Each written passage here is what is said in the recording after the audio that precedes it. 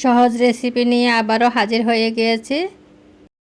খুব সহজে আমি ডাটা রান্না করে দেখাবো, আর ডাটার যে শাক আছে সেটাও ভাজি করে দেখাবো। আসসালামু আলাইকুম, সবাই কেমন আছেন? আশা করি সবাই ভালো আছেন।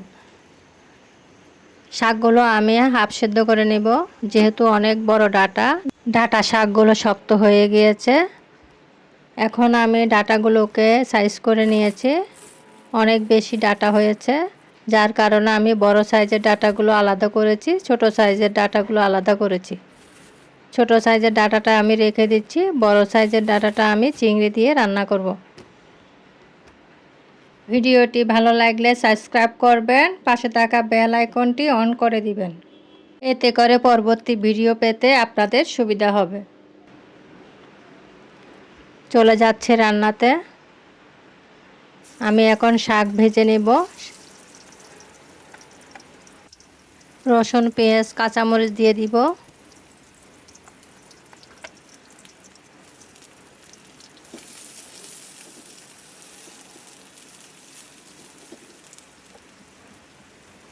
ভালোভাবে ভেজে নেব।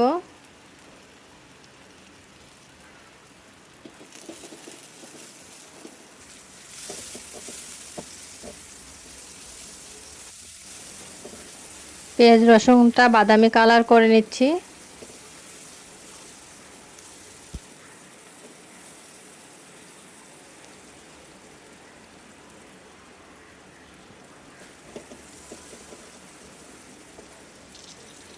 ভাজা হয়ে গিয়েছে, এখন আমি শাক দিয়ে দিব।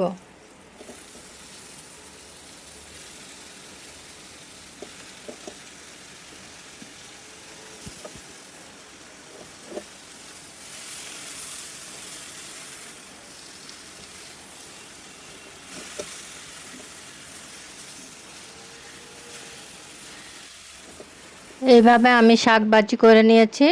এখন আমি ডাটা দিয়ে চিংড়ি রান্না করে নেব। প্রথমে তেল দিয়ে দিলাম, দিয়ে দিয়েছি পেঁয়াজ,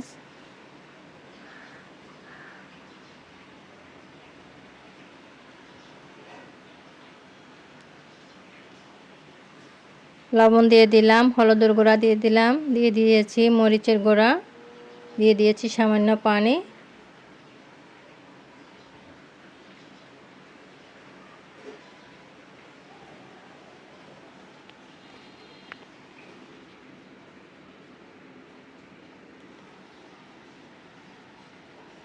চিংড়ি মাছটা আমি আরেকটু ভালোভাবে কষিয়ে নেব।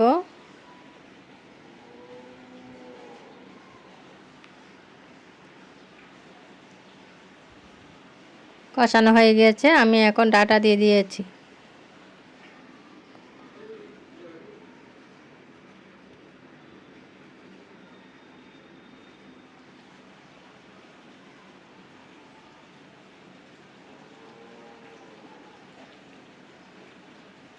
ঢাকনা দিয়ে দিলাম। অন্য চুলায় আমি শিং মাছ রান্না করে নিচ্ছি। এভাবে ডাটা রান্না করলে অনেক স্বাদ হয়। ভালোভাবে কষিয়ে নিব।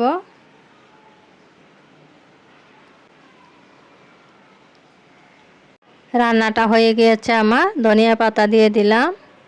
আশা করি আমার ব্লগটি আপনাদের ভালো লেগেছে। আজকের মতো বিদায় নিব। সবাই ভালো থাকবেন। আল্লাহ হাফেজ। আসসালামু আলাইকুম।